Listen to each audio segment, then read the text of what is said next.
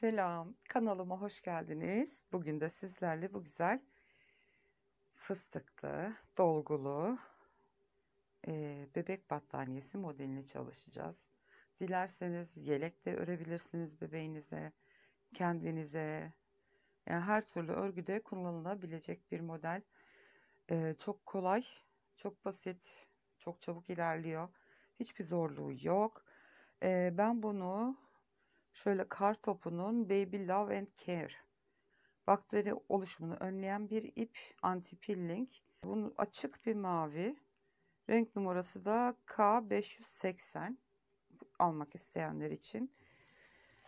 Rengine bayıldım. Dokusu da çok güzel, yumuşacık. Bunu 2,5 milim 4 numara 2,5 milim tulip tığla ördüm. Artık numarası siliniyor. Görmekte zorlanıyorum. Model 4 ve 4'ün katları üzerine kuruluyor. 4'ün katları zincir çektikten sonra artı bir tane daha zincir ekleyeceğiz. Şöyle modelimiz önlü arkalı kullanılabilen bir model. Şimdi ben yine böyle ufak bir parçada size anlatımını yapayım. Eğer hazırsak hep birlikte başlayalım. Şimdi 4'ün katları dedik. Şöyle 3-4 model çıkaracak kadar zincirimi çekeyim. Evet, 36 tane artı 1, 37 tane zincirim var. Şimdi 1, 2 modeli bu taraftan kurmaya başlayacağız. 3, 4, 5 tane zincir çekiyorum. Ve 1, 2, 3, 4, 5, 6. zincire geri batıyorum. Ve bir tane sık iğne yapıyorum buraya. 1, 2, 3, 4 tane zincir çekiyorum.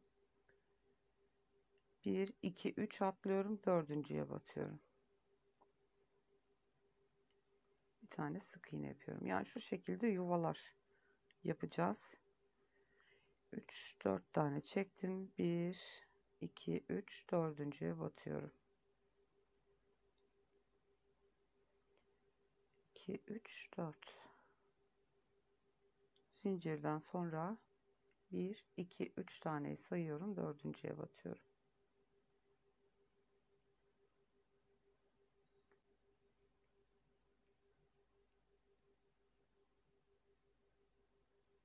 Ve son zincirime de battım. Son yuvamı yaptık. Geri dönüyoruz. İlk boşluğa sık iğne yapıyoruz.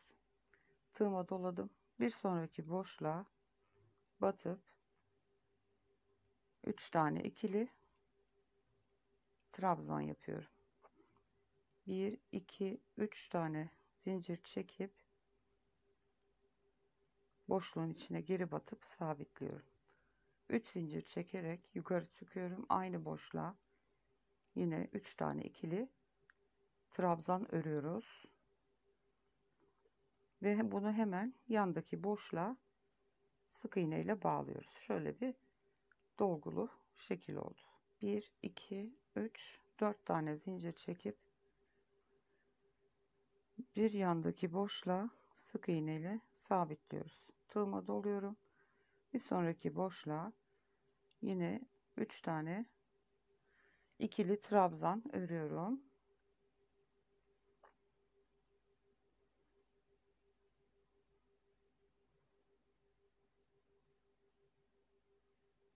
Üç tane trabzanımı ördüm. 1, 2, 3 zincir çekiyorum. Aynı boşluğun içine sık iğne ile sabitliyorum. 3 zincir çektim, yukarı çıktım ve tekrar aynı boşluğun içine 3 tane ikili trabzan yaptım. Ve bunu bir sonraki boşluğa batıp sık iğne ile tutturdum. 1, 2, 3, 4 tane zincir çekiyorum. Bir sonraki boşluğa bir tane sık iğne ile bağlıyorum. Doluyorum tığıma. Bir yanındaki boşluğa yine 3 tane ikili trabzan örüyorum. 1 2 3 zincir çekip dibine sık iğne ile sabitliyorum. Tekrar 3 zincir çekiyorum. Aynı boşluğa 3 tane daha ikili trabzan örüyorum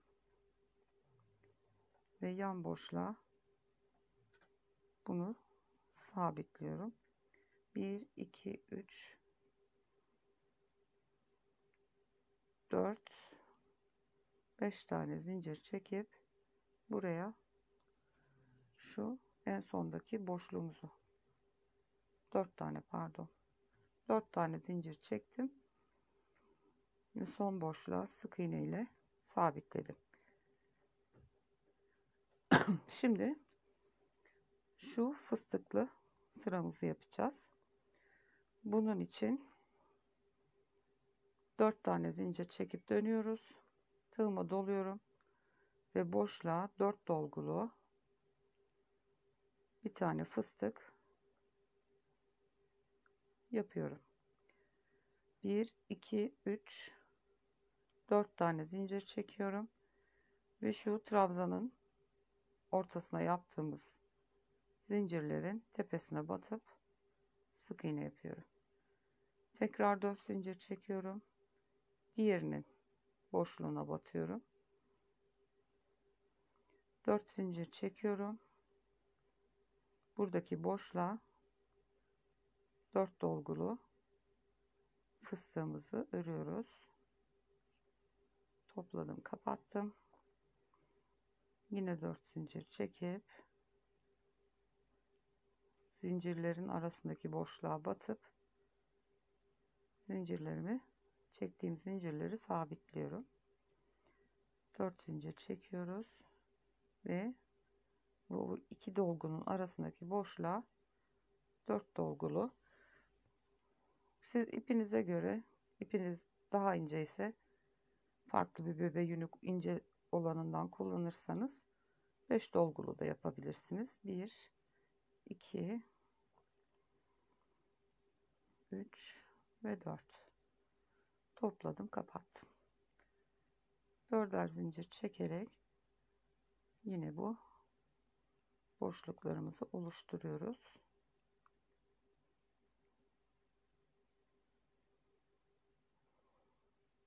Köşeye son fıstığımızı yapıyoruz. 3 ve 4. Tığıma doluyorum ve yanına bir tane ikili trabzan yapıyorum. 1 2 3 4 5 zincir çekerek dönüyorum ve şimdi şu ikinci dolgulu sıramıza geçtik. Dolguları yapacağız. Bunun için de ilk boşluğa zincirimizi tutturuyoruz. Tığımıza doluyoruz. Şimdi aynı bu dolguları buraya uygulayacağız. 3 tane ikili trabzan, 3 tane zincir çekip dibine geri dönüyoruz. 3 zincir çekip yukarı, tekrar 3 tane ikili trabzan. Aradaki boşluğa trabzanı sık iğne ile tutturuyoruz. 1 2 3 4 zincir çekip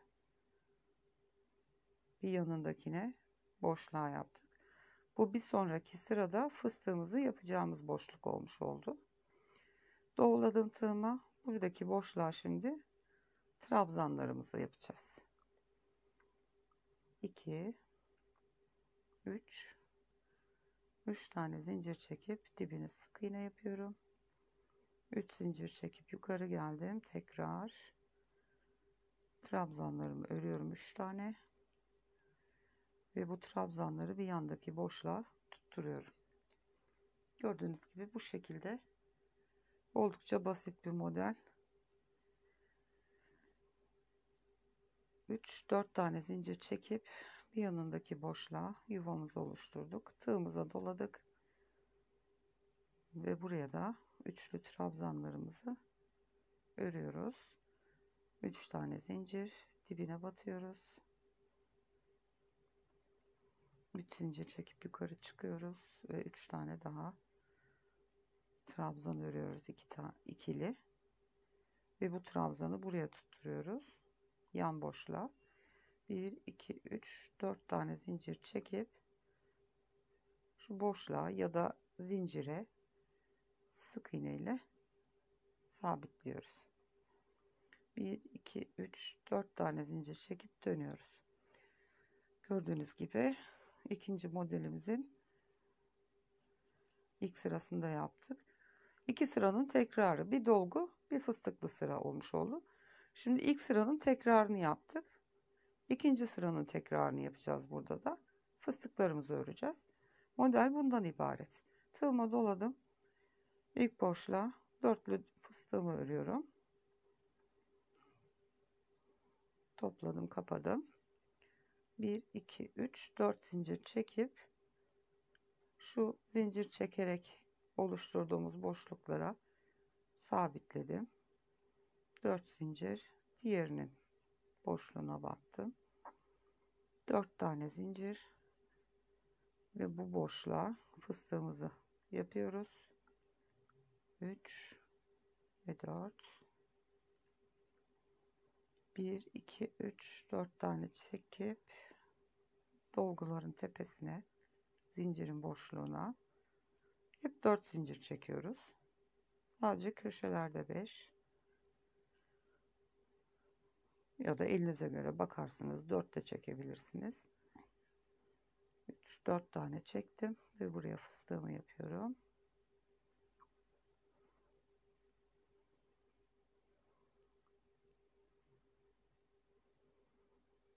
Dört tane zincir çektim.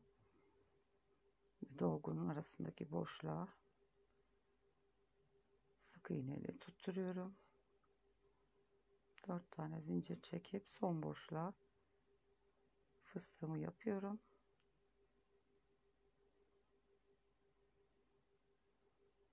Doladım üstüne ve yanına bir tane trabzan yapıyorum. Gördüğünüz gibi 2 tane modelimizi ördük bile. Bu kadar arkadaşlar modelin örülüşü. Bu şekilde mevsimlik bir bebek battaniyesi ya da bebek arabası için dışarı çıkarken altına ince pamuklu bir kumaşla astarlayıp çok güzel olur. Ya da yelek örebilirsiniz. Her şey yapılabilir. Beğendiyseniz beğen butonuna basıp kanalıma ücretsiz olarak abone olmazsanız çok sevinirim. Yorumlarınızla da videomu desteklerseniz beni çok mutlu edersiniz. Bir sonraki videoda görüşünceye kadar kendinize çok iyi bakın. Hoşça kalın.